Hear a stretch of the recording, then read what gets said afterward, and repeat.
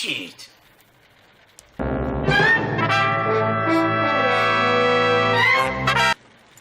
Ninja? Ninja! Ninja!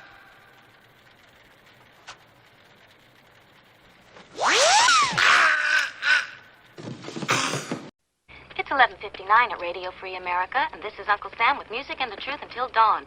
Right now, I got a few words for some of our brothers and sisters in the occupied zone. The chair is against the wall. The chair is against the wall. John has a long mustache. John has a long mustache. It's 12 o'clock, Americans, another day closer to victory. And for all of you out there on or behind the lines, this is your song.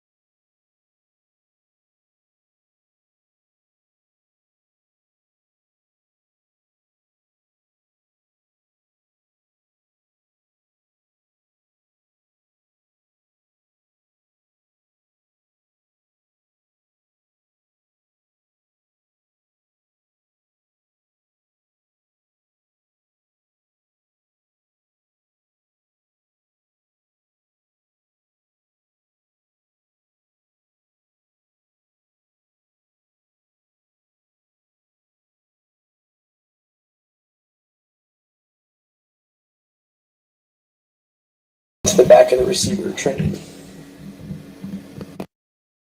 First thing that you gotta do is on the back of the ace, it has a little notch that's proud. So I'm gonna grind that flat. And here's the rear of the receiver for the AK.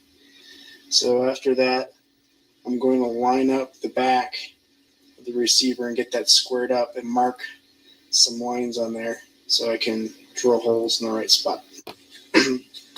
So before cutting any metal, just did a dry fit assembly of the stock kit. Put the receiver extension tube on there, and there's the Noveski quick detach, which just fits in the ace. I had to tap it in there. This is how it'll be folded over with an LMT SOP mod stock on there. See how it looks extended? Okay, so there it is laying on the table. That's my normal favored stock extension length. So it looks like it'll line up pretty good. And if I don't get it just right, luckily they slotted the hole so you can get some up and down movement in there.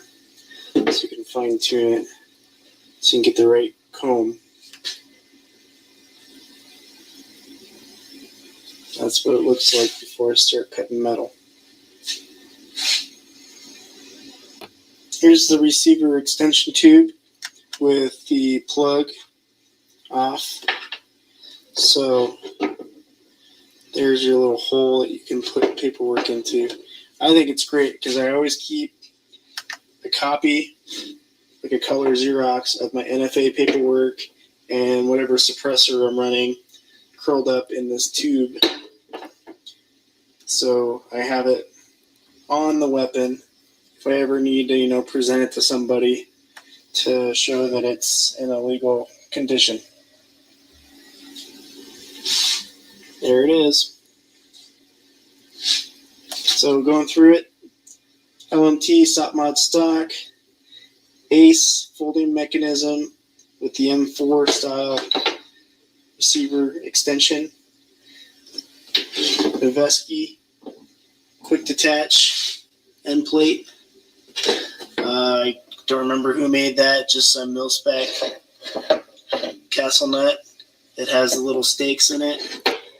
Voltor receiver extension tube for shotguns. Works great on AK shotguns. On the Draco Mini, I've got a Tango Down or US Palm pistol grip. It's just like the BG16. I love those. And then a vanilla Draco Mini. Okay, here we are. The AK. Time to start working on it. So first thing we do, make it safe. So there's no rat in the chamber. Okay. Good to go.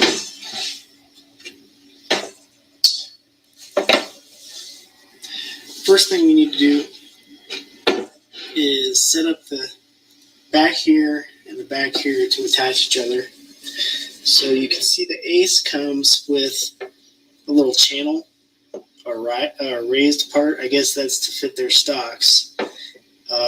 We need to grind that flush so that it runs flush with the trunnion back here.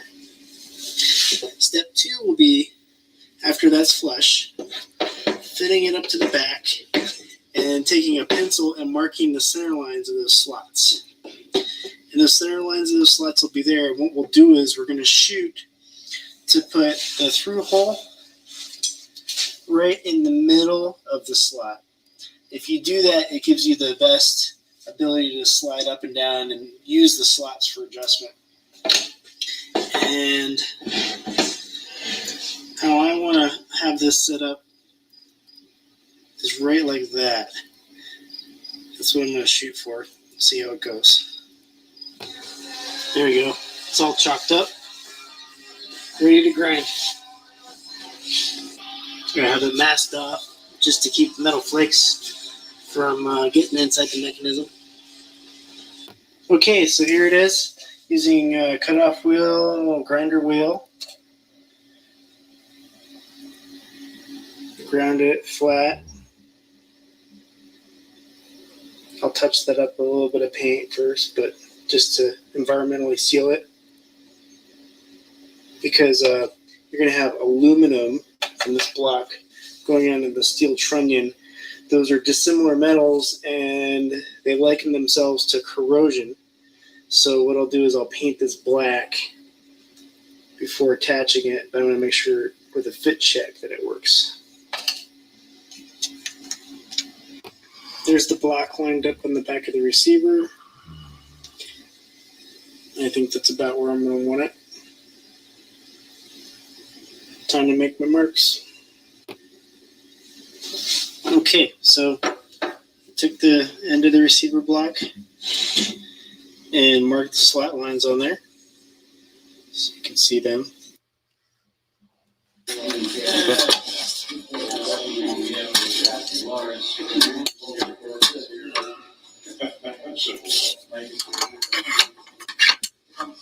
Yeah.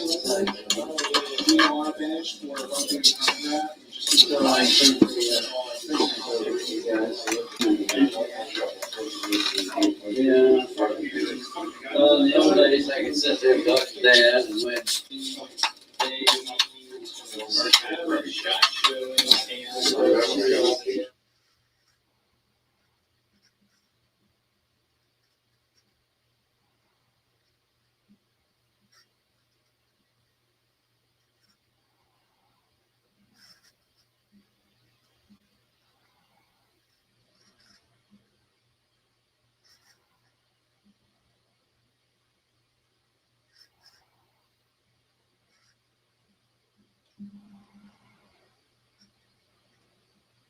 I just got the perfect gift for my boyfriend that has everything that he needs for 25% off at manscaped.com.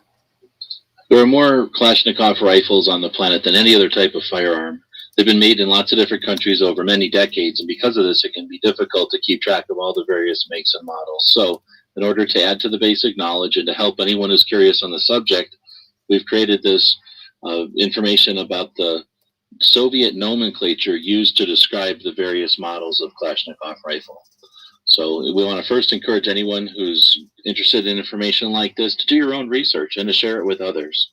Now we're going to talk about the Soviet nomenclature. Hopefully we've arranged this information in such a way that it'll help you keep track of the basic models of Kalashnikov, and we can use this information when we go forward to describe the Kalashnikovs from other countries. So to begin with, most people are aware that there's an AK-47 out there. Many people are also aware that in 1974, they changed the caliber and made some alterations to go to the AK-74. But there's actually three types or three families of Kalashnikov rifle. The original AK-47, that then migrated into the AK-74, but then most recently, we've got the AK-100 series or the Century series. So when we look at the various models, they started out with the stamped AK-47, and then there was two models of milled receiver AK-47. Then they transitioned to the stamped receiver again with the modernized or modified AKM, which then a few years later transitioned into the smaller caliber AK-74. And once again, that was modernized, and that's what we see today in the modern Century series or the AK-74M. Now, when you think about all the Kalashnikov rifles out there, they can all fall into one of three variations. There's the standard wooden or plastic fixed stock that doesn't fold. Then we have the folding stock models, which either have the Soviet underfold type of folding stock or one of the various side folding stocks. And then, of course, there's the shorter barrel variations. There's two different options that'll also be designated in the nomenclature, and that's the presence of a side rail or an optic rail, and then the ability to mount a suppressor, or if the suppressor is mounted, that'll be mentioned in the nomenclature. So by looking at the letters and the model of the AK-47 or the Kalashnikov rifle, we can see its caliber, its type of stock, the length of barrel, the ability to run optics, as well as if it's suppressed. So we get a lot of information from the model number there, and we'll go through some of those just to touch on them. So we've got the caliber. So we know that an AK-47 and an AKM are both 7.62x39. Some of the modern Century series are as well. Then we have the 74 and a couple of models of the Century series that run the 5.45x39. There are also some Century series, the modern AKs, that run the 5.45 or the 2.23 caliber as well. The easiest way to differentiate between the 30 caliber and the newer models of AK is by the curvature of the magazine. So when we talk about the 30 caliber AKs, we start out with those AK-47s, and then the nomenclature changes when they move to the modern or modified AKM. Now let's take a look at the stocks. That's designated by the letter S, which is handy, since here in the US or in English, S stands for stock, but in Russia it stands for folding, which is that word that I have no idea how to pronounce. So when we see the letter S in the name, we know that it has a folding stock. There's lots of different folding stocks out there. These are the 5 major ones. There are some others. Not all of these are Soviet, however. Now let's talk about the letter U. If you see the letter U in the name, We know that it's talking about the barrel length, so that means a shorter barrel. And again, I have no idea how to say that in Russian, but that's the designation for shortened barrel. Then we have the the presence of a suppressor. We add the letter B at the very end of the name, and that's rarely used, but when you do see it there, that's what it means. And again, rarely used in civilian rifles, but occasionally used in military rifles is the letter N. I don't know what that stands for, but it lets us know that there's an optics rail or a night vision rail. And when we see it in the name, it just lets us know that it has the ability to run optics. So that's what the basic letters are for. It might make it clearer in your mind if we start from the beginning and work our way up. So let's start with that basic AK-47. Then we had the folding stock model of the AK-47. So we took the AK and we added the letter S to it. Later, it was modified or modernized, and we added the letter M to it. Of course, there's a folding stock model of the modern AK. We call that an AKM S. We just add the letter S. Now, if we want to shorten the barrel, we add the letter U, and that comes after a dash typically. So now we have the folding stock and the short barrel with the 30 caliber AKM. Now, if we add a suppressor, it turns into an AKM-S-UB. And if we add night vision to all that, we add the letter N, so AKM-NS-UB. That would be a short rifle with a suppressor that has a folding stock and the ability to run night vision. Then came the AK74. And of course, its folding stock model, we just add the letter S. Now, if we shorten that one, we get the crank, the AKS74U. And if we add a suppressor to that, we just put the letter B at the end. And of course, if we add a night vision rail to that one, we can add the letter N. So we have AKNS74UB for all the bells and whistles. The AK-74 was then modernized, and that's where you switch typically from the wooden stocks and the wooden handguards to the folding polymer stock. And that was the beginning of the Century series. They have a little bit different look on their shorter barrels. And that would be the topic for a whole nother video. But hopefully that'll give you some idea of the basic models, sizes, and calibers of the Kalashnikov rifles. But of course, I'm sure you might still have questions. Of course, this PDF will be available so you can use it for reference. And then we'll have future videos where we go on to use these Soviet nomenclatures when we talk about some of the other countries out there. We put information out there on our website, so if you're curious about stuff like this, feel free to comb through the website. So we have decades, literally a decade worth of information over there now. We always want to encourage people to watch our videos to do your part to support the U.S. economy and build a compliant firearm.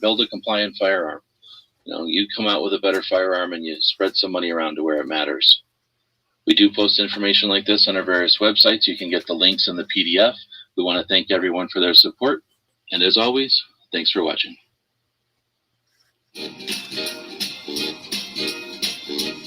Oh my God! All right, let's take a look at these Chinese AK-47 slings. Just kidding, I don't care about slings. So we're going to take a look at this underfolder spike bayonet. So this is a Chinese Type 56. This particular one was made by B West Industries here in Tucson, which was an importer and builder, manufacturer.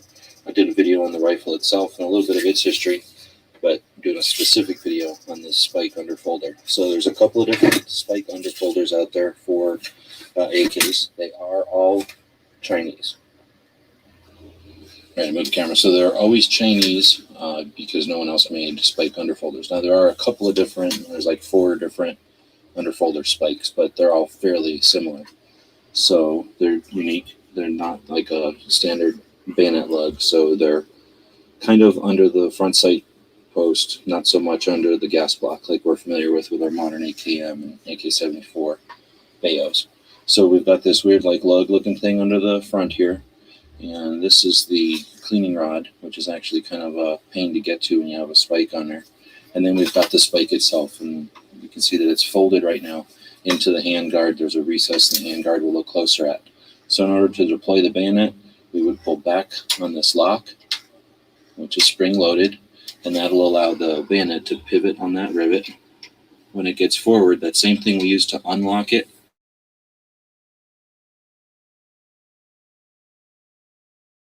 bring it forward, and you can see that it's going to do that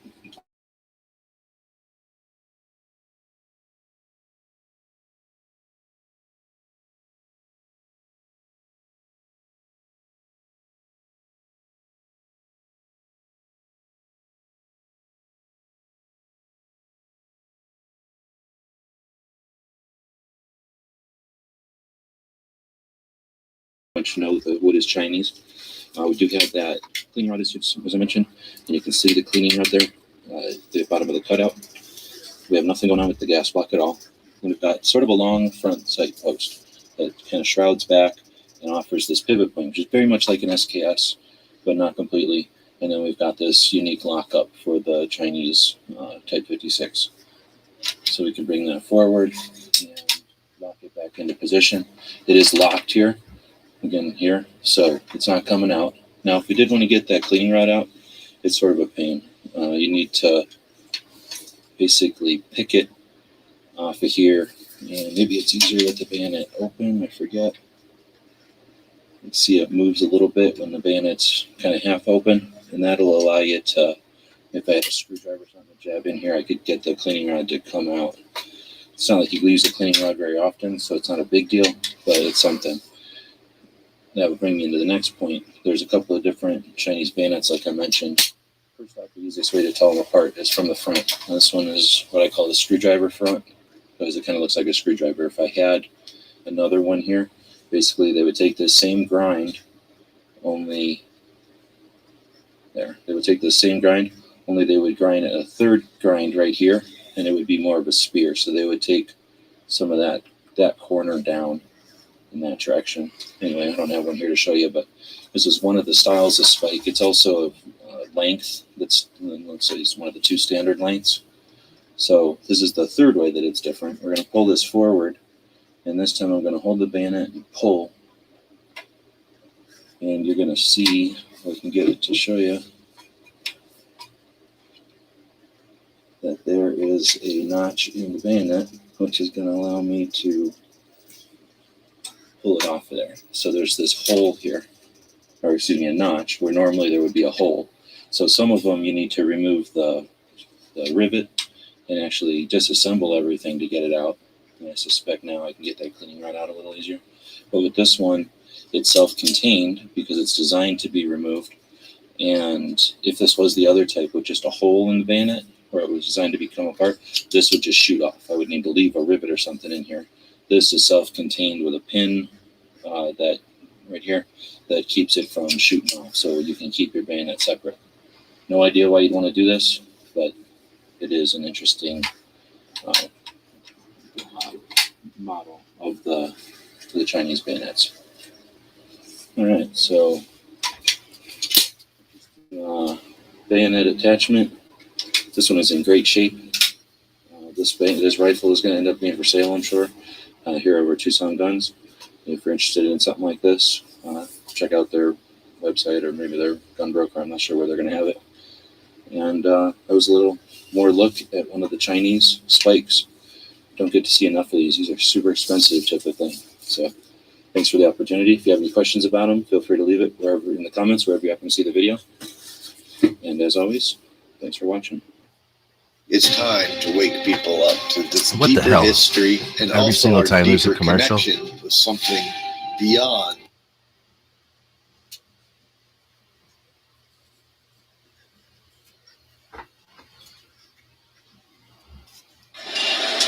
Just taking a look at my ammo collection. I've actually been taking a look at it in a little bit different light as I've been doing some research here. And I figured I'd take a look at these spam can lids that I've been acquiring over the years. And if you're not familiar with spam cans, unlike our ammo, all the Warsaw Pack stuff and old Russian stuff came in these galvanized tin cans. There's sort of a wire that you use to kind of rip it open. Some of the Chinese cans like that one also work that way. Wasn't the greatest design. It did keep the ammo good for long-term storage, but then they came out with this, which is a different type of spam can, and they're packaged to a crate with one of these can openers. And once you use that can opener, this is what you're left with, the lid with all the stenciling and a pretty jagged, razor sharp edge all the way around. So most people just throw these things away as trash. However, I like to collect them. I'll grab them whenever I see someone pulling the top off of a spam can that they don't want to keep. My friends know when they get them that I'm willing to take them if they'll hold on to them for me. And I'll even grab them out of the trash at the range if I see them out there. So they're usually trash, but since there's all this stenciling on them, it makes it a pretty interesting thing to take a look at as far as collectors go. Now, since it's in a foreign language, it might be difficult to interpret, and it is kind of hard to find resources for that. So we've been assembling some resources to help decipher all this stuff. But basically what we're looking at is some basic stuff, no matter what kind of can we're looking at, like this old galvanized one from Poland, or that Chinese one back there, or this one from Russia. So what we're looking at is the caliber, the type of round, the bullet. We're looking at the, let's call it a lot number, the lot number, the year of production, the factory, the amount that are in here, the quantity, some information on the type of round again, and then some information about the powder, year of production. That's generally what we're looking at. If we take a look at this older one from Poland, you have to start looking somewhere. So usually the first thing to start looking at is the caliber. So we know it's 7.62. Now I'm not sure PIST TM. This might be 7.62 pistol, one of the Makarov rounds or something. We can see BO39. We know that's probably the lot number. And then 54 is more than likely the date of production. 343, especially written like that with a little logo around it, we know is the State Munitions Factory in Silesia. I'm not sure how to say it in Polish, but we know that that's a Polish factory number. And then we know from the general nomenclature on these type of things that this is probably the powder information. So it's possible that the powder was made in 52, and this was the lot number or the specification of the powder. Made in the round was made in 54 with that lot number at that Polish factory, and it's probably that type of Polish pistol round. Go back to this 545 again. The NC, this one we can see that the RC is telling us that it's a steel cartridge case. And we're looking at a lot number. This is factory 270, which is the Lugansk, however you say it. Some information about the cartridge again. Then the powder was made in 1976. Some lot numbers, 1080 in the case. So that's your typical 545. I've got a couple from that the factory 270. But we see this one is 81. That one was 76. This one's 81. And this one's 83. Notice they've all been NCRC, but not necessarily stamped in the same order. But otherwise, I'm not paying attention to the powder because really what's that going to do for us? But taking a look at the date in the factory, we're seeing that all these from 270 are just from different dates. But they're all that NCRC, steel case ammo. So next we're looking at one from factory 3, which is the Yugo factory, or Ludianovsk. Who knows how to say it in Russian? We're looking at steel case ammo again because of the RC. And we're looking at 83 for the manufacture date of the cartridge, 82 for the manufacture date of the powder, and then quantity. So that was the Yugo factory. Next, we're looking at factory 539. Everyone's familiar with that one. It's Tula, the Wolf factory. Except this is military ammo. Again, made in 76. Powder made in 1976. We're looking at some steel case stuff again. 545. And, height of the Cold War. Another one from Tula. This one's actually also made in 1976, but it was lot number P14 instead of P16, and different powder lots. So that's kind of interesting to the collector, I suppose. Now we're looking at a 7.62 that's different. How do we know if this is 7.62 by 54 or 7.62 by 39? Easiest way to tell is usually the count. They can only fit so many of those larger 7.62 by 54R cartridges in here. So figure 500 is the dividing line. You'll never see one of exactly 500.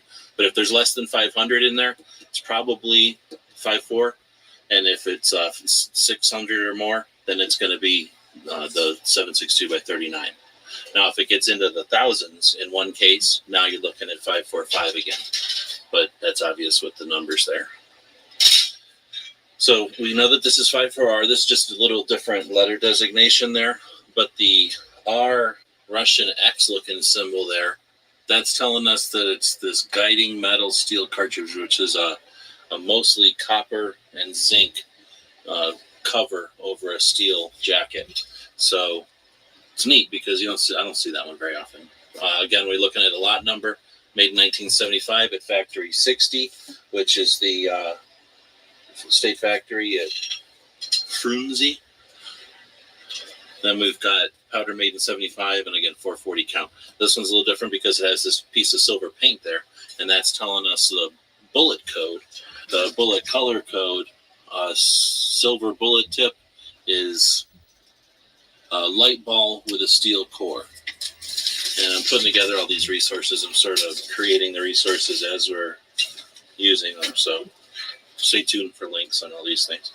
So that's telling us the type of bullet. This is telling us the type of cartridge. That's telling us the type of cartridge case material, the caliber, the lot number, the date, the factory, again, the quantity. And here's another one, basically the same stuff, just looks a little different because the stencil must have got smeared or something. Basically the same stuff from the same factory, just a different lot number. More of the same.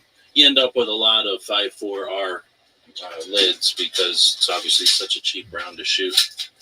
Next, we're looking at another 54R, but this one we're seeing a different factory. This one's from Bulgaria, the Circle 10, the Arsenal factory in Bulgaria. Again, lot number, date, so 1982, powder from 1982. We're looking at the same type of case, that copper and zinc washed steel, and that, I think that's light ball, if I remember right. Still looking these things up. So this is 54R. It's not really on topic with ours, but we're going through them anyway. And then just another one, pretty much the same, just a decade earlier, 1972. That last one was 1982. And this one, we still had the bullet indicator mark there. More of the same exact stuff. And then we find a couple that are a little different. We've got this one that says 762, but then LPS, which is already weird because it's back to our type of letters, and then ZGS, so this is a different code. 40 dB, I'm guessing that's the quantity, since that makes sense for 54R. That makes sense. We've got the bullet color code there. So now we've got these letters, and they're in the wrong place, from what we're used to, and they're different. So 721, 77, and 7651. So let's start taking it apart. Let's assume that 77 is date of production, 76 is date of production of the powder. That's probably lot number and everything for the powder. So that would make sense that the powder was built the year before the cartridge, perhaps. This 4 is probably telling us what type of something it is, bullet maybe, or the case. So 721 may be a lot number, or 7 might be the lot number, and 21 might be the factory. That's a tough one because factory 21 was allocated to both Hungary and Poland. So depending on the head stamp of the actual bullet is how you determine that one. 51, if that was the factory number, would be a Chinese factory, and this just doesn't look Chinese at all. So Hungary, Poland, that's a tough one. I was going to say German at first look, but it doesn't. Nothing on here lines up with a German factory. Now I have another one that's similar, but there's some differences. So first off, we can see that they're both 762, but this one's DPS, that one's LPS, so probably heavy and light. Then we can go to the color code. It's the next easiest one to see that's different. The bullet tip is going to be heavy ball, so let's assume that means that this is a heavier ammo. Then we can come back over and we see there's a 21 and a 51, which doesn't help us determine if it's which factory it might be. But 75 and 74, again, probably relates to the year of manufacture of the cartridge and the powders. So I'm not really sure if these are Hungarian or Polish. It's part of the fun of collecting them. It's something I'll discover. Maybe somebody will know from this video. Here's a neat one. It's a 545, but it's different. It's PSGS, which is already different because, again, we're using letters that we're familiar with, our type of letters. And then we've got a different type of code here. C0993, which is, all right, and then 21. Now 21 again is that factory number that's weird. We've got SRNF, which doesn't help me. The so then we've got 89 here at the bottom number for the powder stuff. So looks like the powder was made in 89. It wasn't assembled into rounds until 93. I know that it's a 545, but it's a PSGS, and it's either Polish or Hungarian.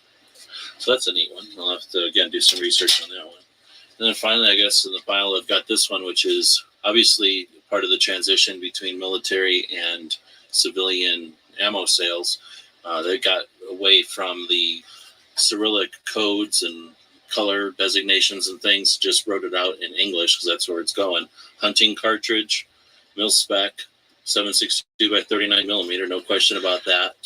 124 grain, full metal jacket, and then 700 rounds, and almost an even number. Most of my lids, I do have a couple of cases where I've cut the back out and pulled the ammo out when I've been able to do so. And this one is again a 545. And this one's 545 by 39.5. And then it's Circle 10, so Bulgaria.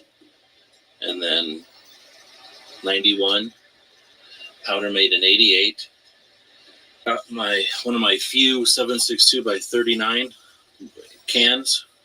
This one says 8RC, so steel case. Made in whatever G10 is, 94. Powder made in 92. I have no idea what this is. I'm still trying to figure out what naphthopoly, oxynolein is. And we got a 660 count.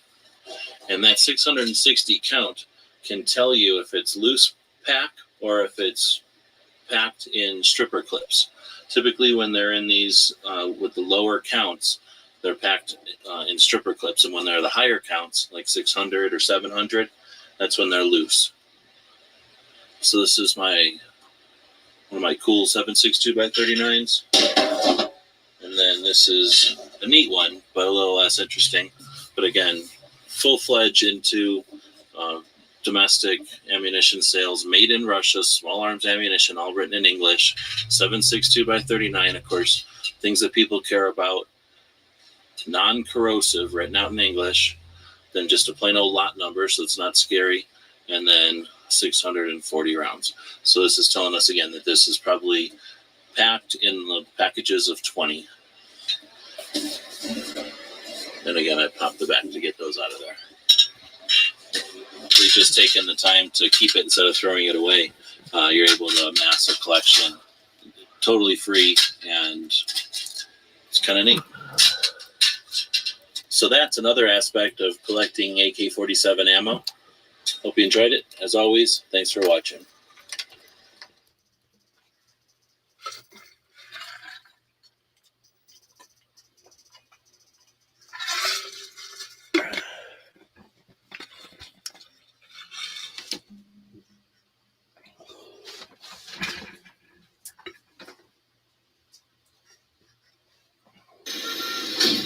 I'm here for service and Come ready on. for battle. No need. We're your neighborhood go-to for easy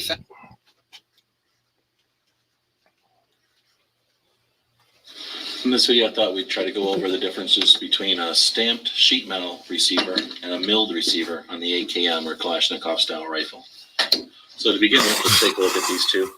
This one is a Lancaster AK made here in Arizona. This is sort of a parts gun. Then we've got a milled receiver example that's an Arsenal SAM7R. This one is made in Bulgaria and then modified here in Las Vegas and sold as a factory style rifle. So we've got a milled receiver on this one, which means that it started with a solid block of metal. This hole was drilled, this cutout was put in, that hole was drilled for this pivot, those two holes were drilled, this little pin hole was drilled and it was inserted. On this side, all these engravings were scribbled into the block of steel. This cutout was made to make it a little lighter weight. This Soviet optics rail was installed on the side. Holes were drilled again for those. As far as the stock, a hole is drilled this way. So imagine this is a solid bar of steel that's drilled and milled out to the shape that it needs to be. On the other hand, this one is a flat piece of metal that has been folded into a metal taco. If I looked at it down this way, it would look like a metal taco. It's had holes drilled out, a couple of indentions put into it, a hole cut out on the bottom. So because of the shape of the taco, this stuff inserts in the front. No problem, this stuff inserts in the back. Let's take a look inside and see some other examples of the differences between these two. Now, I should mention there are some similarities, of course. They both make a AK Kalashnikov style rifle work, and neither one of them is really better or worse than the other. People have their preferences, though. The milled receivers tend to be heavier, of course. They tend to retain their heat, of course. They tend to be more rigid. So does that make it a more accurate rifle? Some enthusiasts would suggest that.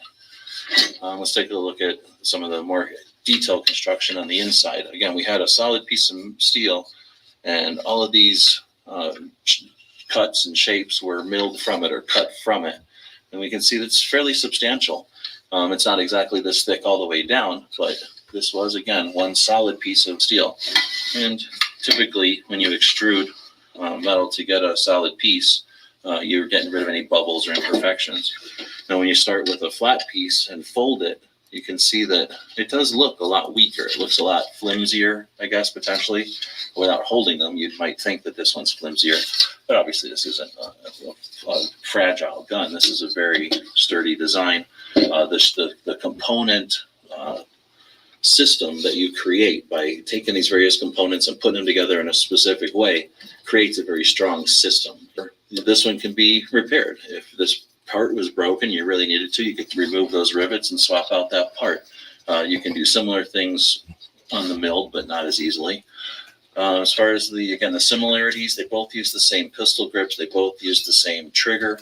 They both probably use the same safety, as far as I know. They can use the same carrier. I'll take this unfired milled gun. I'll take its bolt carrier here and drop it into this stamped gun. And you can see that it operates and it functions. However, you don't want to ever do this on an AK. That head spacing is unique between the bolt face and the chamber.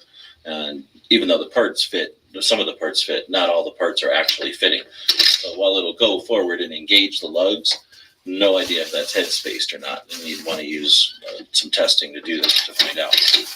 But the pieces do technically fit together. You can see they're not a perfect match.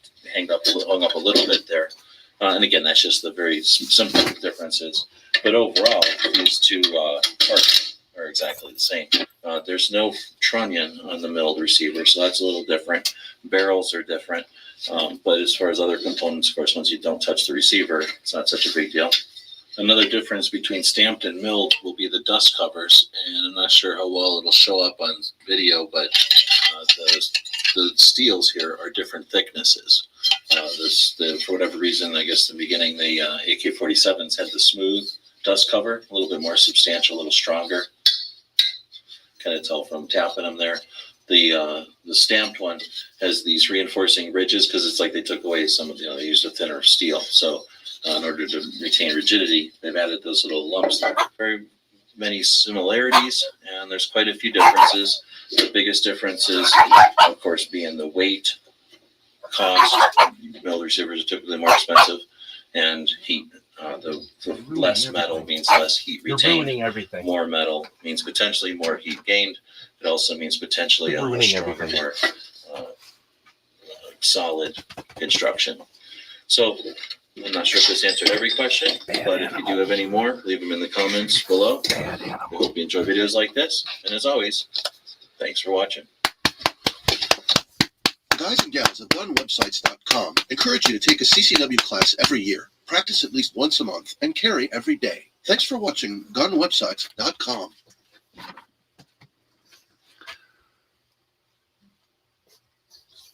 I've done this in some other videos, but I need to do it again, so I'll just do it on video. So I don't like my my charging handle the way it is. It's too small for me. It's hard to grab. I like to come up from underneath and charge it like that. So I usually add an empty case to it, and it's not real difficult at all. You just cram it on there. It's way too big, so you use an AK47 tool to just keep pounding it on. I'll just stop in the middle there, and you'll see that it starts to deform and rip and cut a little bit, break a little bit. And once you get past the sweet spot, like now I couldn't pull it off anymore. I'd mess it up, so I'm just going to pound it all the way on. And it has now been pounded all the way back on. And it'll stay on there for about 1,000 rounds or so. And then it'll eventually work itself loose. There can sometimes be some little points around there. And I'll just take the fine edge of my AK47 tool, beat down those little ridges, and now we're good to go.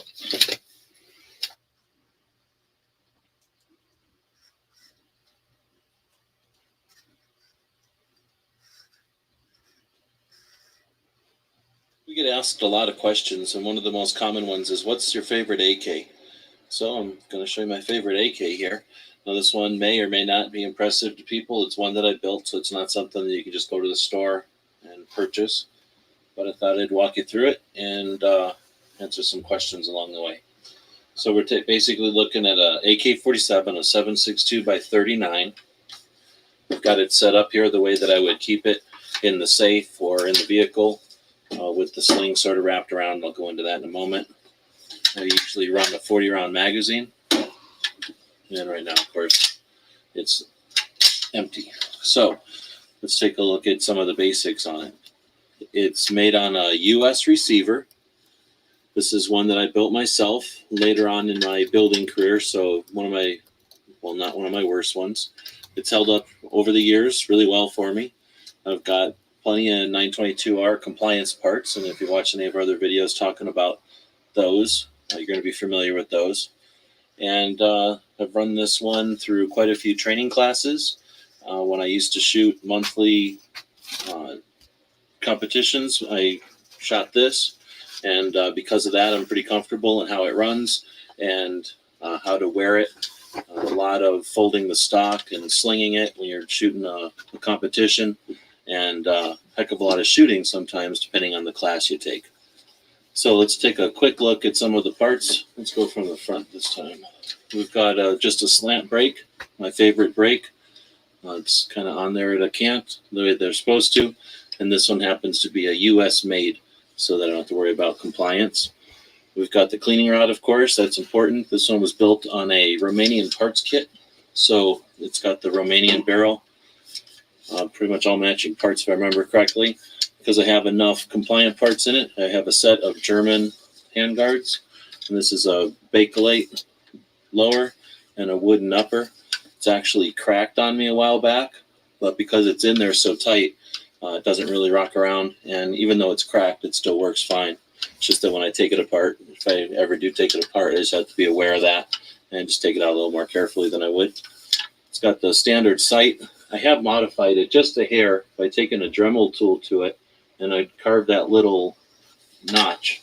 Basic concept was to hold it at the bottom of the front sight cup there, and then use the front sight as just a red dot. And that works pretty well for me. I didn't do any math, or I just sort of thought I'd try it out, and it happened to work. I figured a sight was an easy enough thing to replace, but since it worked, I never had to replace it. Another quick modification, of course, is I cram a spent case on here. This is just a cheap Wolf one, but it kind of matched the color. I find this is real handy, depending on how you might come up and use the, depending on which hand or what angle. And even if you have to use something else, it just makes it a little easier to catch. If there's a real problem with it, I can beat it off of there with a magazine or a rock. And obviously it's cheap and easy to put another one back on there as well. I've got a US gas piston. I've got 3 US trigger parts. I've got a US pistol grip. And I usually shoot US mags or components in US components in magazines. And then, of course, the US muzzle brake. So no problem with 922R. That allows me to keep the original looking handguards and the cool German They're stock. So I like this one. Operates easily, one-handed. You really hardly have to change your shooting position to close it or open it. I do have a US pistol grip on it, and I like the standard style. Also, I'm looking for that classic look.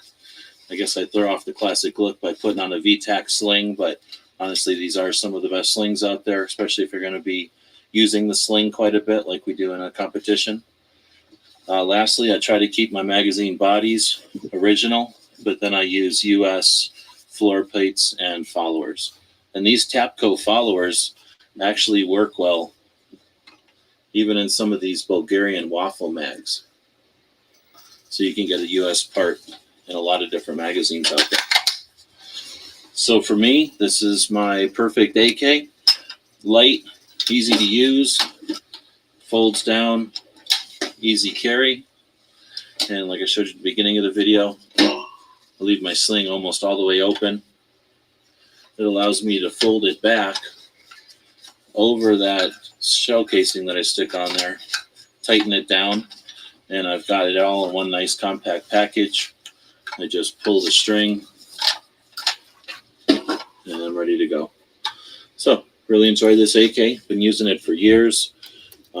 Cost wise, you don't want to know. I think the parts kit was probably under $100. The rest of the parts were not too much more than 100, so I got this thing for less than 300, but that was years ago, and I did build it myself, so not something you can necessarily go off the shelf and buy today, but it's something that you could emulate if you're interested in any of these components. Looking forward to what kind of comments this one will bring. Hopefully it'll be some good discussion.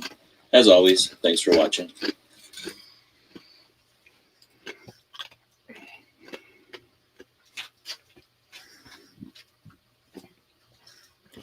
The guys and gals of gunwebsites.com encourage you to take a CCW class every year, practice at least once a month, and carry every day. Thanks for watching gunwebsites.com.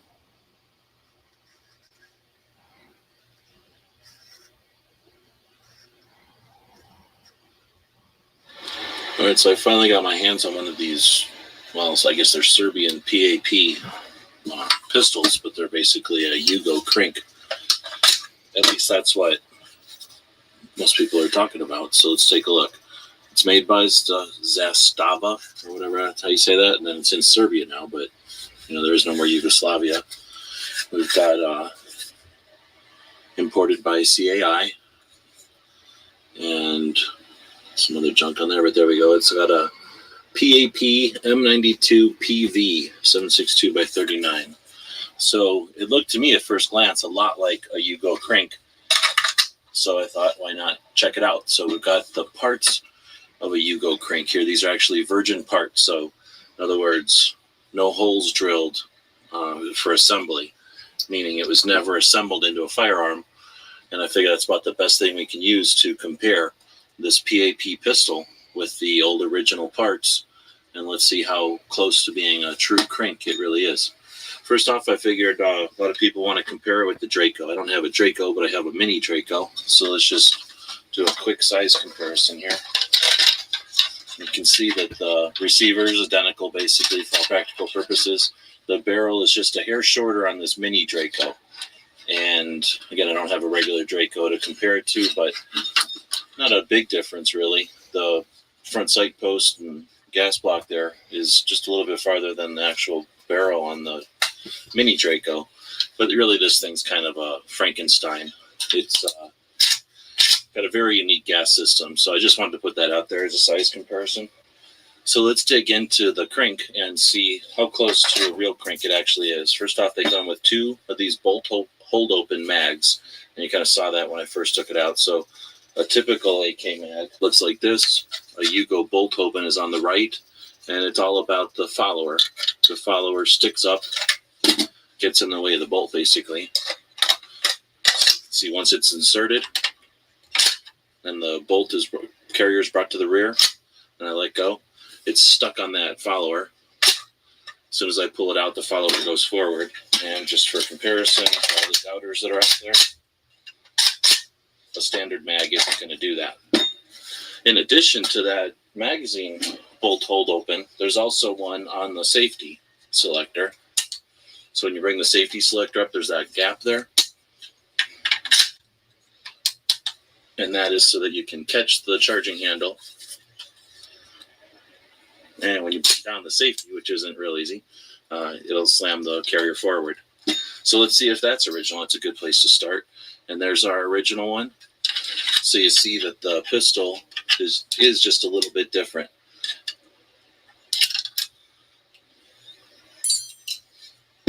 So let's get into some more parts. First, let's just break down the pistol for disassembly.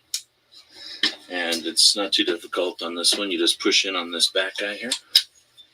Because it's crank style, it's hinged here with the front sight post, so this dust cover isn't going to just fall off. Looking inside, no crazy buffers or anything. So we'll take out the spring, take out the bolt carrier and bolt, bring the dust cover down for now, and there's a little bit different takedown on these. There's a push button detent here. Now I find using the bolt carrier is the easiest way to get this off. There's a little different pin there, so basically you just need to get in here and sort of get your leverage. And then when you push down on that, it can come through.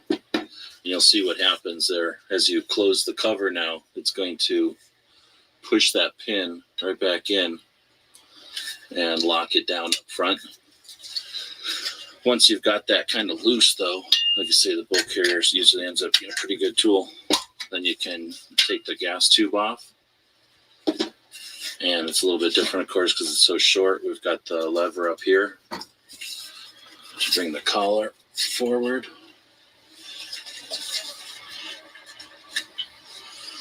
Give it a little love tap. And that'll let us bring our lower handguard off, which is all pretty tight, which is a good sign.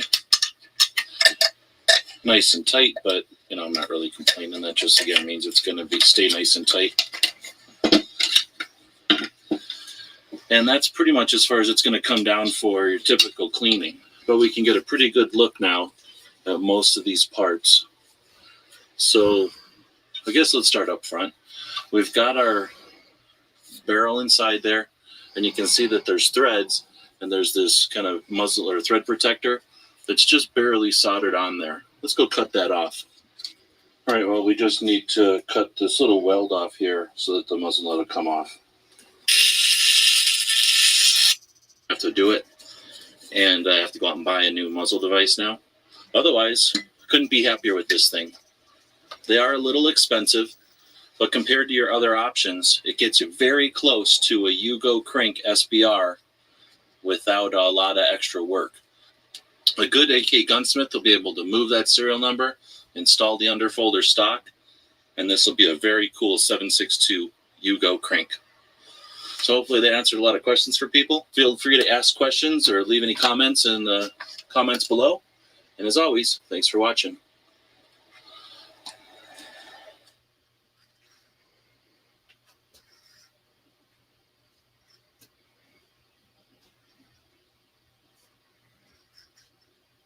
The guys and gals of gunwebsites.com encourage you to take a CCW class every year, practice at least once a month, and carry every day. Thanks for watching gunwebsites.com. I just did a video on the whole kind of loadout that I take with me when I travel, but I figured I'd do a focus on the AK. This is my 7.62x39. It's a Romanian G kit, but this is the one I end up traveling with most of the time. It's my one that I use pretty much all the time. It's a pretty decent gun. Built it as a G kit, and I've dressed it up like German. So it's a German handguard and upper and German stock. Otherwise, I think it's a Tapco front end, so it's USA. I don't have to worry about the slant brake being a 922R issue. It's got the US gas piston. I keep a US pistol grip on it for two reasons. It helps with 922R, but I'd rather have a pistol grip, a receiver, a barrel even, and trigger parts than mag. This, to me, I'd rather have a mag over a barrel even. We can talk about that in another video. But another reason I go with the Tango down besides the 922R issue is its comfort. I really like that grip. for me, and the way my hand works or whatever, my interface with the gun, both right or left-handed, is definitely with the Tango Down, well, I guess with the US Palm or with the Tango Down design on the AR. So otherwise it's German, and so meaning the parts kit itself is Romanian, but it kind of looks German, and it doesn't look all that much different from German. And then with the German furniture, I'm calling it a German Franken K or a clone. I have a Bulgarian mag in it, which is weird, but these are pretty strong mags, and 30 round 7.62 by 39s. They work well. Well, I know they work with this gun, but just in general, they work well. So I carry 5 of those for it when I travel, and it gives me obviously enough capacity to do what I need to do. I travel with 5 and then some extra ammo. Figure, I don't know, you're never going to need the thing. If you did need it for any kind of prolonged use, some backup ammo seems appropriate. And 5 seems like a good number. It's how much I can carry in the chest rig +1. And I mean, honestly, I'm going to need some support if I'm going to need more than that. I just don't need more than that on me. So anyway, I just don't see the point in bringing extra mags with me when I travel. I do bring some extra ammo to reload the mags, though. Let's see. So that's the German handguard. I just like it. It looks cool. For a while there, these were unobtainium, so there's a little bit of uniqueness to it. I'm not really German, I don't think, so I have no love for German culture or anything. I just kind of liked it. I definitely like their side folders. There's other countries that do the side folders, but the German with this lever is the easiest to use of these, what we call wire triangle side folders, and for both open and close. And that's important for me, at least. When I'm running these things, I like to be able to just drop it closed like that and swing it open with minimal issue. I don't have to take my eyes or my concentration off of anything else. I just know my gun can get to that other configuration. When it's folded, this is very much like what an AK is all about. You know, not having all this junk back here allows you to really just use this in a different way inside of a vehicle or indoors. And these folders just fold out of the way. I don't run any kind of optics mount on it. If I did, that could potentially be an issue. Having it over on this side allows you to keep an optic or a night vision or whatever you might have up here on, because with some of the side folders that come over on this side, you'd have to make a choice if you're ever going to fold your gun.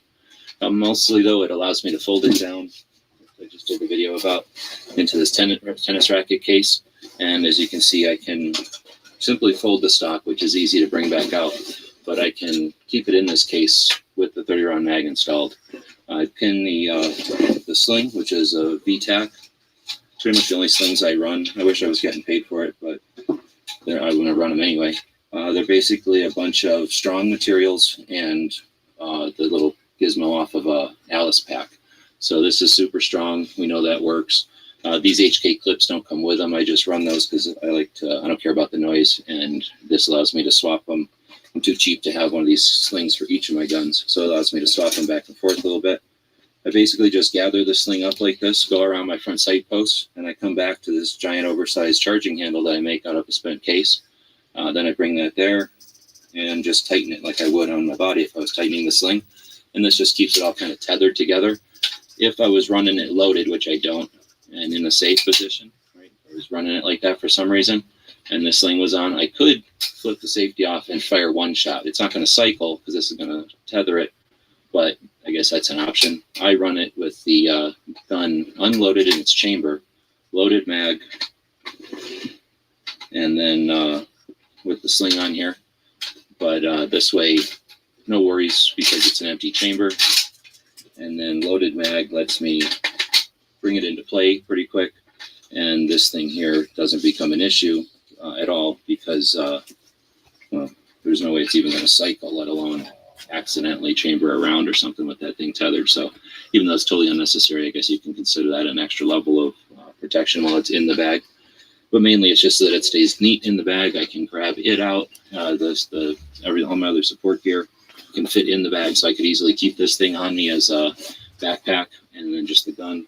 And again, this just tethering the sling allows me to grab that out of there relatively quick. Like I say, it's got the gizmo off of a Alice pack, so it's that easy to get it back into action. Let's see, going forward, obviously one of the advantages of an AK is you get to have your charging hand or your cleaning rod with you all the time. And it's as simple as just being friction held up here by the bottom of the sight post, and then goes through the bayonet lug and into the grip. This is fiberglass or some kind of Bakelite maybe on the bottom, probably Bakelite, and then just wood up on top. My wood is cracked, which gives it all kinds of character, and I can identify it in case somebody builds their guns that look just like mine. Going down this side, you can see it's a US receiver one I put together. Well, one that did I build this one? I did build this one. So one that I built and heat treated. So it's probably not going to last forever, and it kind of looks a little wavy, but it's okay. And Tapco trigger. I don't know what else there is as accessories on it. I think I mentioned I do put a spent case on the charging handle. If I was able to pull this off, it's getting a little bit loose finally, but it's not going to come off without a tool or really yanking on it. By just cramming it on there, just beating it on there, nothing special. Just take your charging handle, put a spent case on there and beat on it. I usually try to pick one that's cool. This one is a Wolf, but usually I try to pick an old Russian one or something. Anyway, I pound that on there, and it stays for thousands of rounds. I've really had them on there for a long time. I guess every once in a while they might pop off, but mine have all stayed on as if they were part of the gun. And like I say, I can just barely get this thing to wiggle. And even when it's wiggling, there's no rattle or anything. So I don't know. I'm sure they didn't design it to do that, but I saw that from, I think, Africa. Gangs in Africa, or somebody does that, or tribes in Africa, somebody does it, and I thought it was cool. So I tried it, and I stick with it. Especially again with this type of side folder, it's not really adding too much when you've got the foldering of stock over here anyway. And I imagine if your stock was on this side, this would be annoying as hell. But when it's folded, it's not even an issue. And when it's time to run the thing, super easy to grab this, however you might hit it. All right, I think that's about it. This gun was built by me back in 4 or 5, well, probably 5, and then parkerized. I haven't done anything to it. I don't clean it. I don't even oil it. I don't do anything. It's an AK, and it's mine, so I could care less if it fell apart. It just doesn't. So I haven't really run it hard, but it's shot a bunch of rounds through it, and I do drag it around with me quite a bit. And usually if I'm going out somewhere and we need rifles, I will bring this one.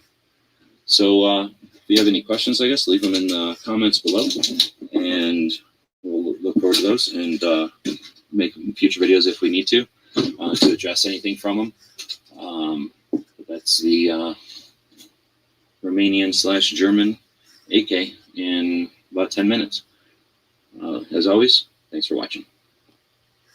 Bubble mailers are an ideal way to ship many products, and with Sticker Mule, ordering custom bubble mailers has never been easier or faster. Our bubble mailers are durable and tear resistant. The bubbles add a pattern.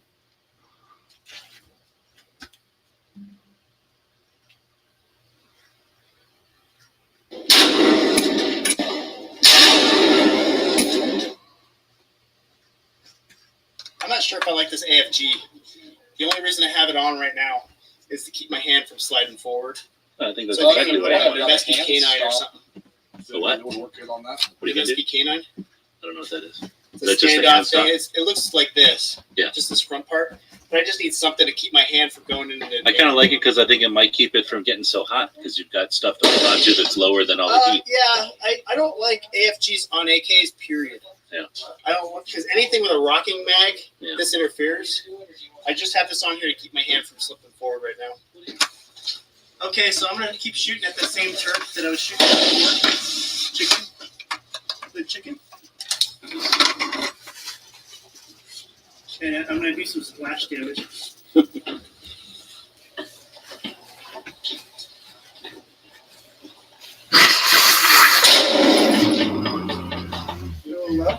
Yeah. Maybe about 3 inches low and half a foot to the left.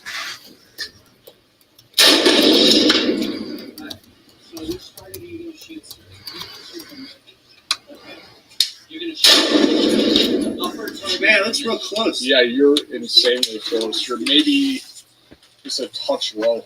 Can you see on the video like where it's hitting? Yeah, but I just barely got there, but now I'm dead on. Yeah, I'll keep shooting him. Just at its feet. Okay, I'm gonna give it 1 inch up.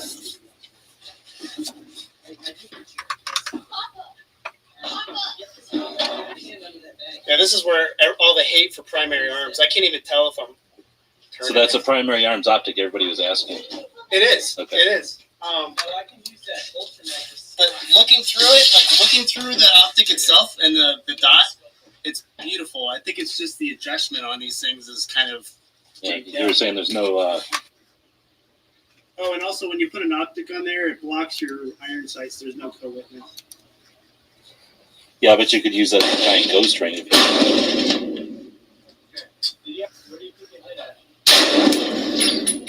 Is that a hit? That was close. I think he might have zinged. I didn't see much dust, but I couldn't tell. Right at 6 o'clock.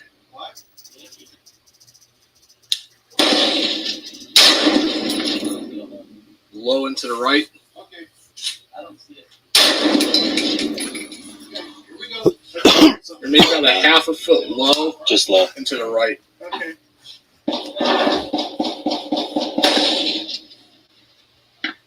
I think what we actually heard is rocks back and hitting the base. Just off its ass. Just to the right? Yeah. Just off its butt. Just low and to the right. I think you ought to try shooting a pig. Yeah, These freaking chickens you are guys so want to try hard. this? It's pretty much, for an AK, it's pretty dumb. Shoot at the pig over there. The dot is bigger than the chicken. You guys want to try it out? Yeah, might as well. This is 1980s Yugoslavian ammo. It's got brass. Yeah, that dot's freaking huge. And it's burnt and primed. Yeah, but Alright, we'll try for a pig. which one? The far left. Okay. Even the dot still covers a pig.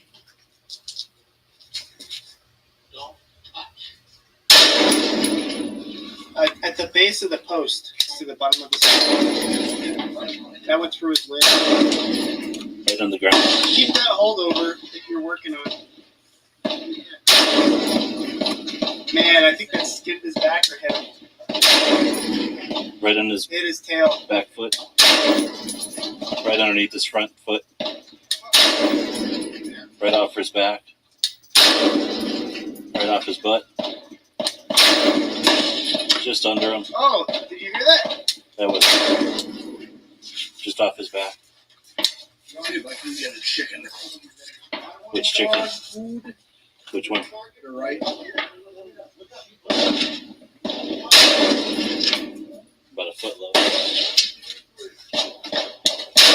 If you hold this thought for 1 second, I'm going to tighten down. I'm going to tighten down on the optic sensors.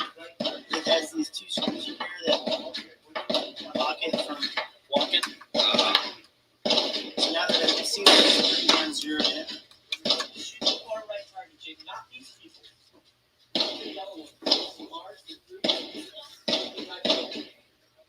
Tell you what, we get a short AK. This thing is wild.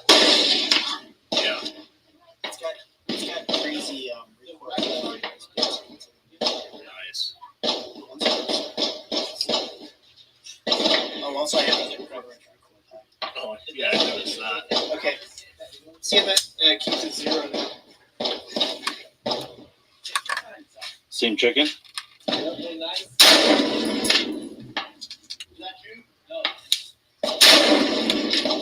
Right off his face. His beak, basically.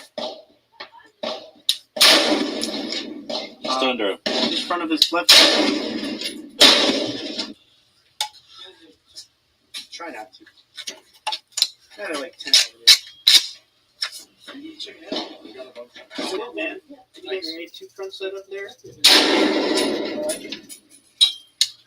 Is this a BCM? That's right for surefires. And Brian, the armory is supposed to fix it since he fucking hasn't beat. Is there a way to dim this light at all on this one?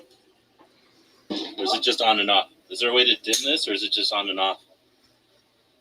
The dot. Optic? It's just always on. You put that lid on it, and that's it.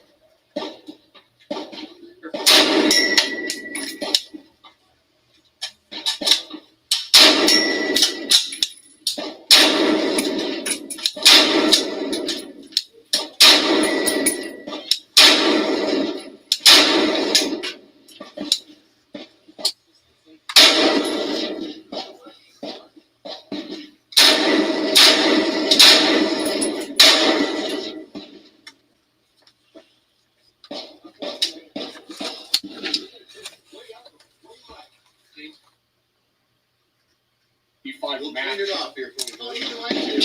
In the 60 and then the smoke. The mid-length really just does away with the recoil. Yeah, it's just straight to the rear. Yeah, it feels.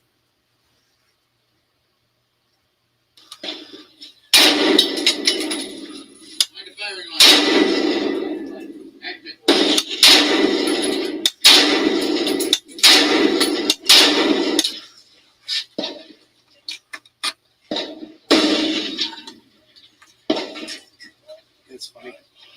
What? Your old dad's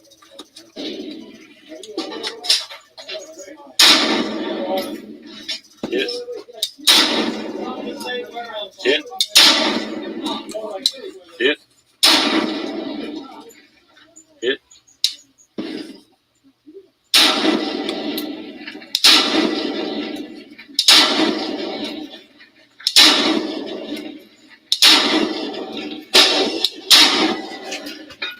Hit. Awesome. 500-yard hit. 7-inch.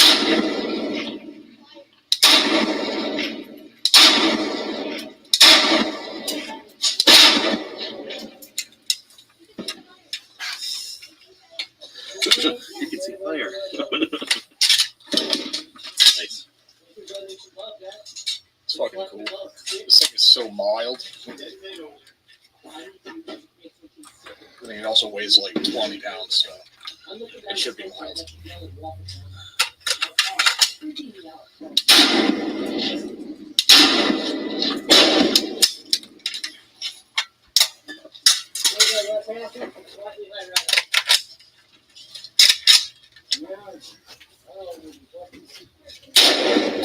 You hear the difference between those two? The last one was Wolf, and this is the Yugo stuff.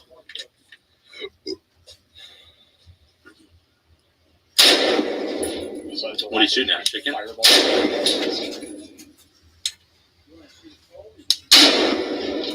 Which chicken are you shooting at?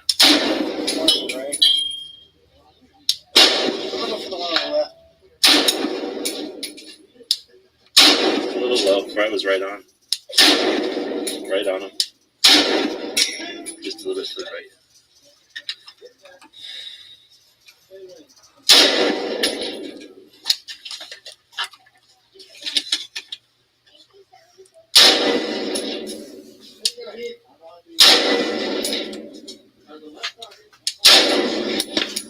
Hit.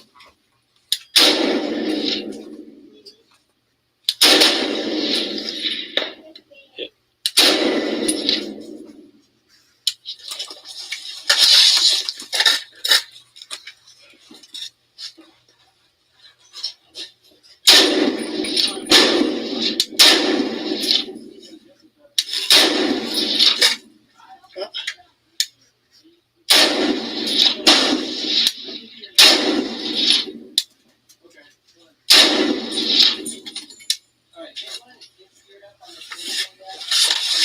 Are you gonna put a sling on this thing? Oh, your I tape had switch one came on this loose, huh? morning. What's up with the tape switch? That's why you have to zip tie your stuff down. Oh, that's normal. It popped off. So I need to zip tie that down. So after a day of shooting, what do you think you're gonna keep it? Nah, it's a piece of shit. I'm getting rid of it. Well, we already have made a video out of it, so I might. Yeah, we got our money's worth. I figured, I shot at least a mag and a half, 2 mags out of this thing. I'm good. Good. Now we can start on another you guys project. want this thing? Nah, let's just wing it. Scrap it. I was gonna give it to Goodwill and let them. I'll That's true. deduct it off my I taxes. like to just sell it as a TV on Craigslist. Yeah. Actually, I was gonna just swap this out and airsoft it. There you go. Yeah, It would be that's- way that's better as the an way to go, man. airsoft.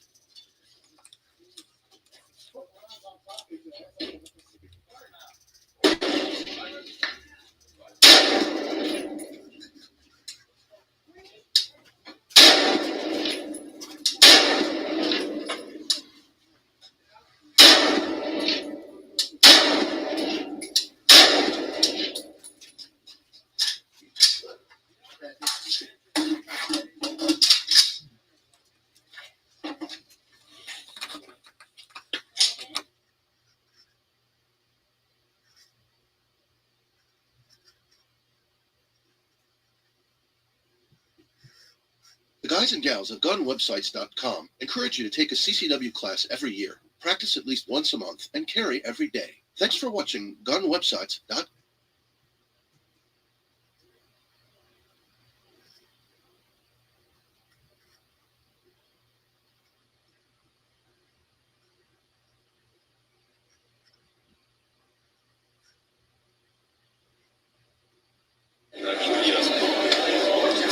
Yeah, give us an idea of what we're looking at.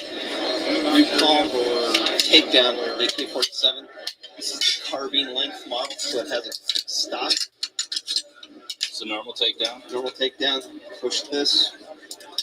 Turn 60 degrees. As you tell, on the carbine length with a 16¼ inch barrel plus the brick, it's the same length as a fixed stock. Version 2 will have a crank length barrel and gas system. It'll have a side folding stock. It'll have a selector with a notch. You'll be able to pull back the charging handle, engage the safety, blocking the bolt back. With your spring and the dust cover so all in place? Exactly. So you want to take any of those three components out, and you'll be able to hit the button, turn 60 degrees, take it apart. That firearm will be as long as that dimension there. Take care. Basically fitting in a men's size 12 shoebox. Awesome. And this is something that's going to be available from US Palm? US Palm, it'll be Q3 of 2012 this fall. Any idea on price points yet? Under $2,000. Really? Yep. And now what if you have an existing AK? Is there any reasons to have it done? We'll look at licensing, potentially licensing certain gun builders across the country to retrofit it or to offer the service, but more than likely it'll only be on new rifles just because of the variances in the AK builds. Sure, because you never know if somebody's building garbage and sending it to you. And so the thing is, because of this interface, Are we okay if we zoom in on it? absolutely. So what we're looking at here is a new trunnion in effect, a US trunnion. Correct. It's a US manufactured trunnion with a, basically the idea came from a 1911 magazine release for the button. Okay. And then just interrupted threads. Like the old shotguns that used to break Everything. down. I mean, you know. And then it just goes in, the cams, Right, they're locked in. Put it back together. That's damping it, or the headspace goes right back to where it was. Yep. And the optics stay on the barrel so you don't lose your zero. Awesome. So this baby goes in, locks, hold in.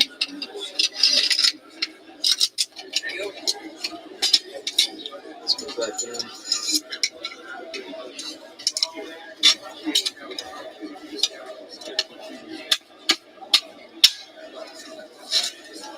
I don't want to run that. Sure. Scare everybody in the place. Yeah. So, but like you said, though, this will have the basically a bolt hold open. In effect, we'll keep it all back here so that you can just knock it open. And so the whole gas system will be shrunken down. So when you pull it back, you can lock it back. And you won't interfere with that breaking apart. Awesome. Totally innovative. Yeah, the real magic is the real magic's in the trunnion interface. It looks to make it look very simple. It actually took a very long time and a lot of money. So it's not like, oh, I think I can do that. Yeah. Any at all options or ideas for selling the trunnions themselves? Probably not, just due to liability, because the trunnion and the barrel extension are a mated pair. Okay, yeah, getting that little lug on the Yes, barrel. because that's your headspace. Okay. Awesome. Appreciate it. Yeah, right on. I think it's going to be one of the hits of the show. Oh, well, thank you. That's awesome. Thanks for your time. Have a great show. Thank you, too.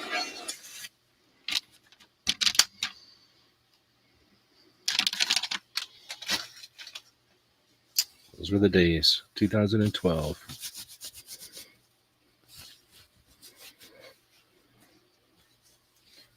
The guys and gals of gunwebsites.com encourage you to take a CCW class every year, practice at least once a month, and carry every day. Thanks for watching gunwebsites.com.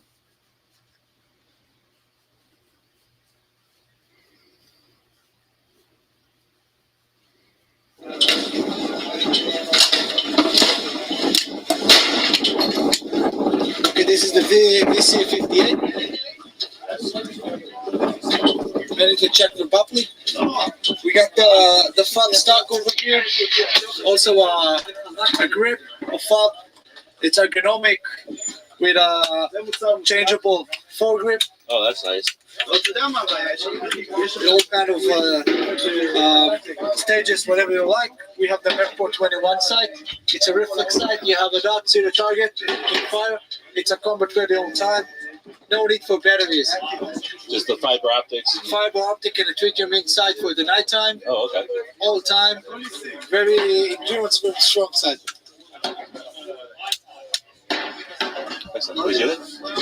About that grip.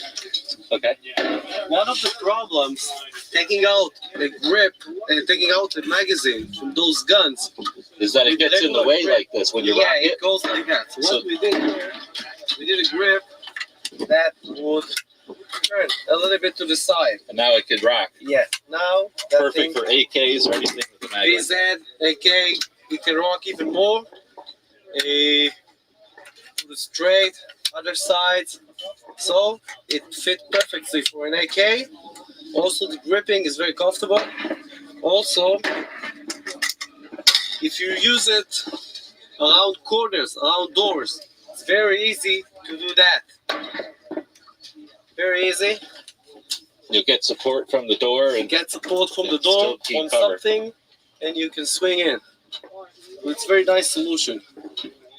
Buttstock got the cheek razor, adapted for the VZ58, rail system for the VZ58. Are these made in US? Those is made in Israel. Israel, okay. Made in Israel, used by the IDF.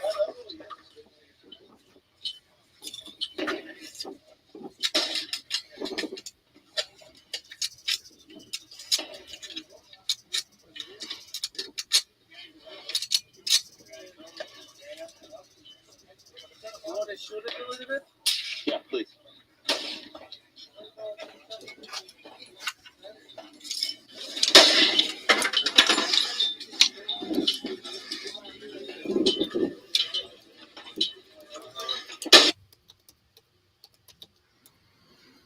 Now your guy, he's lined up to go to the range.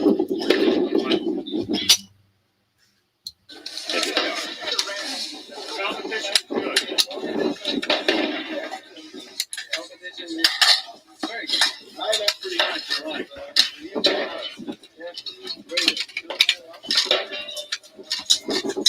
Somebody promised me today no win. Ain't gonna happen.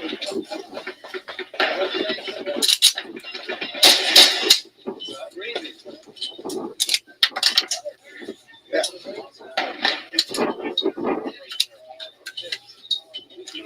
I want to keep them on the line. The boundary is